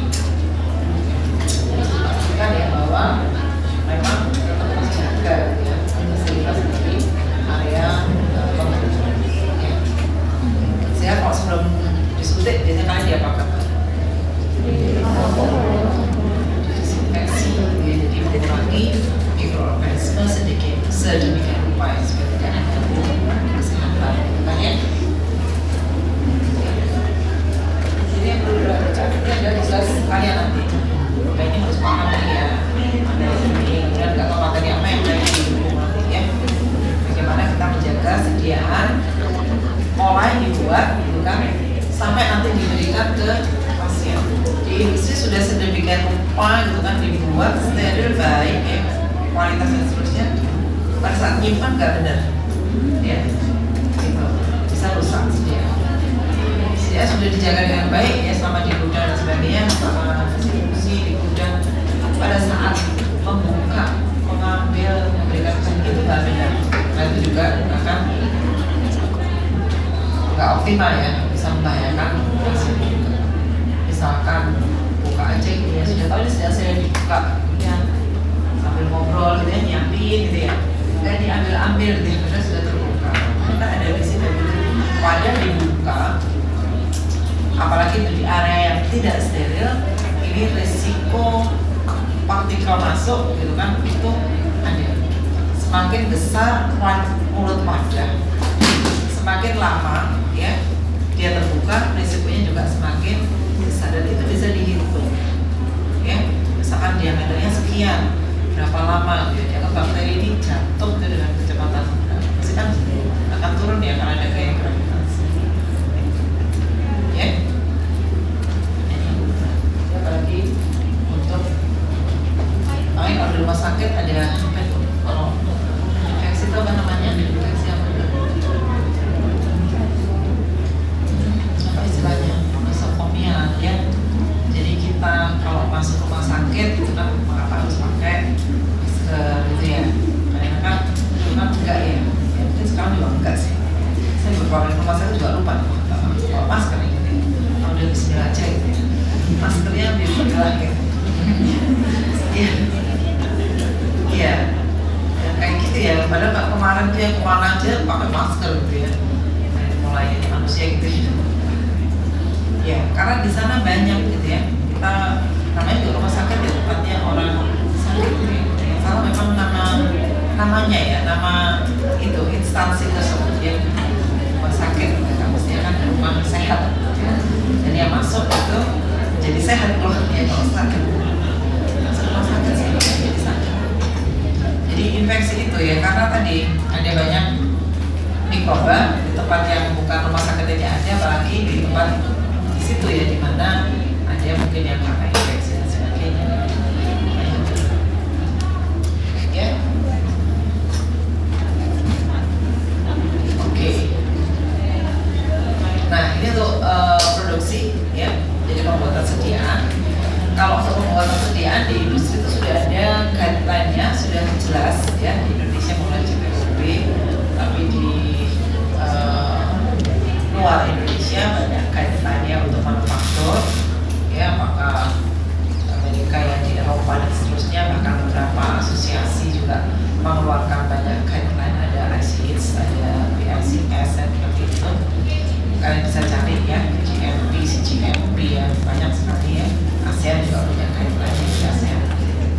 Nah, mengapa ini sangat penting dan semua industri harus mengikuti guideline tersebut? Di Indonesia harus punya sertifikat JPOB. Kalau dia mau impor kemana ya harus punya sertifikat apa begitu guideline dari negara tersebut. Harus karena apa? Kita memproduksi sediaan yang akan digunakan untuk meningkatkan kualitas kesehatan manusia kan gitu ya. Sehingga harus benar kan ya. Kalau dulu sebelum ada JPOB ya itu gitu ya, standarnya belum ada, standar itu belum ada, yang mau produksi ya belum ada. Nah ini memang dibuat ya sejak tahun 2007 ya, terus proses ya sehingga semakin baik industri Indonesia memang kawasan Asia ya, karena kita sebagai motor ya. Ya, nah di JPOB ini kalau ya ada kontaminasi mikroorganisme pada proses produksi, itu akan mengakibatkan kegagalan proses pembuatan. Ada kontaminasi pada proses kontrol kualitas, itu juga akan mengakibatkan kegagalan proses kontrol kualitas. Jadi produk itu akan dirilis kalau semua itu sudah benar. Katanya produknya benar nih, industri produknya memenuhi syarat. Ternyata di produksinya ada cemaran misalkan. Ya, ada cemaran misalkan di area pengisian misalkan, ternyata ada cemaran misalkan asap. Itu produknya nggak bisa dirilis. meskipun hasil kontrol kualitas dari produk itu memenuhi syarat, kalau benar steril, atau ada cemaran, ada masalah pada proses pengujian. Tadi ya misalkan ada cemaran di situ atau medianya nggak beda dan seterusnya, itu juga produknya tidak bisa diuji. Jadi harus dicari dulu nih ada masalah apa di produksi atau kualitas, harus dibetulkan ya. Jadi kualitas produk itu dibangun bukan hanya oleh hasil uji kualitas dari produknya, tapi dari semuanya ya, dari produksi, bagaimana cara melakukan dan seterusnya, udaranya apakah sudah benar gitu ya. Jadi bukan hanya oke ini produk diuji memenuhi syarat gitu ya, ternyata di produksi ada kebocoran, misalnya monitoring udara gitu, ada kebocoran di situ ya, produknya nggak bisa, ini harus cari dulu akan membahayakan produknya enggak. Kalau ternyata dari investigasi ternyata tidak membahayakan atau tidak terkait langsung dengan produk, baru dia bisa dirilis. Tapi kalau ada kaitannya nggak bisa, jadi harus dicari dulu penyebabnya apa ya. Jadi produk dibangun oleh keseluruhan sistem ya, bukan hanya oleh hasil uji kontrol kualitas ya. Ini ya, jadi cara menggunakan obat ya, memastikan bahwa mutu ya ini sesuai dengan pesan. Jadi itu menjaga mutu ya, semua dari awal bahan masuk sampai keluar itu harus benar, ruangan, personel dan semua itu harus benar. Jadi ya letak bangunan ya namanya ini ya, letak bangunan sedemikian untuk menghindarkan kontaminasi di lingkungan sekitar ya, udara, tanah, air yang. Jadi kalau misalkan industri ini di udaranya kayak kemarin di Jakarta ya, udaranya kualitas udaranya sangat buruk ya, Jakarta ya, akibat dari polusi di satu industri ya, bertutup gitu kan, dan industri sekitar itu jadi masalah. Apalagi kalau tadi kita melakukan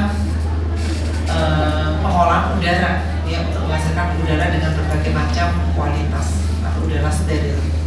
Kalau udara yang masuk ini kualitasnya tidak bagus ya, ini akan berat kerjanya dari mesin apa istilahnya AHU ya, air handling unitnya ya. Kalau udara itu disaring gitu kan, sampai nanti yang keluar adalah udara dengan ukuran partikelnya sekian, jumlahnya sekian, dia steril gitu kan udaranya gitu. Air juga sama ya. Jadi kalau air menggunakan apakah air dari PDAM atau air sumur gitu ya, atau air kali gitu kan ya, nah itu proses water treatmentnya juga akan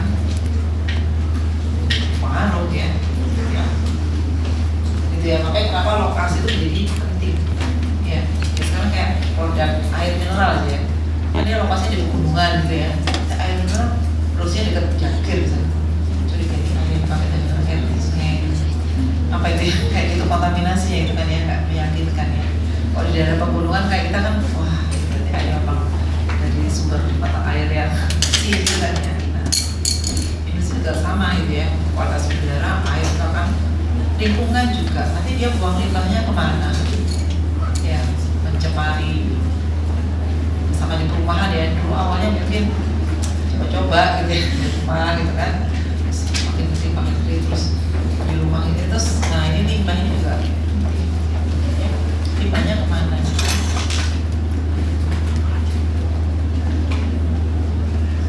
Ya, kelas kebersihan ruang area untuk pembuatan obat ini. Jadi ada jumlah maksimum tadi ya, partikel dan juga mikroba ya. Jadi bahkan ada yang steril gitu ya, tidak boleh ada mikroorganisme di sini. Ya, nah ini gimana caranya? Udara ini dibebaskan gitu ya dari partikel yang ukuran tertentu, dan dia juga bebas dari mikroorganisme ya. Ini ruang bersih ya, sama juga ya.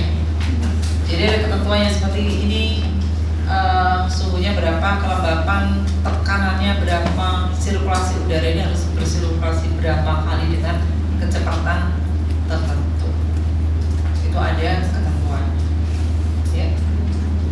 Seperti ini kelas A, ini kelas yang paling tinggi aliran laminar itu artinya searah ya, nggak boleh berbolak-balik ya, kayak kita ini AC ini kan ada aliran udara tapi kan bisa berbalik arah gitu ya, jadi istilahnya ada turbulensi gitu ya.